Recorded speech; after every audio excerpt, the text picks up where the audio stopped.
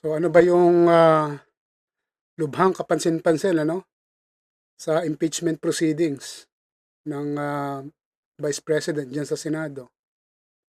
Well, nagkaroon lang ng kumpirmasyon yung mga naunang investigasyon dati sa Kamara na kung saan yung napakaraming irregularities sa paglustay ng confidential funds ay talagang napatunayan dito. Ha?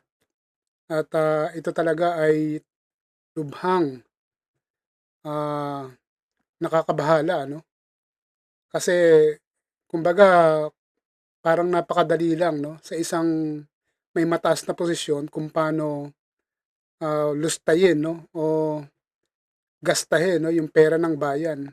Just imagine ang mga fictitious names na halata namang hindi talaga tunay na mga tao kundi gawa-gawa lang ay doon nila pinadaan o doon nila ginamit nila yung mga pangalan na yon para nang sa gano'n ay mai-disburse yung pera na gusto nilang makuha. So gano'n, 'yan yung nakakabahala kasi dahil na-expose na 'yan, may mga pattern na sa mga hinaharap, sa mga nasa gobyerno sa mga nasa matataas na posisyon kung paano gawin at salaulain ang pera ng bayan. So mabuti na lang na-expose itong mga ganito, at least in the future puwede na itong mabigyan ng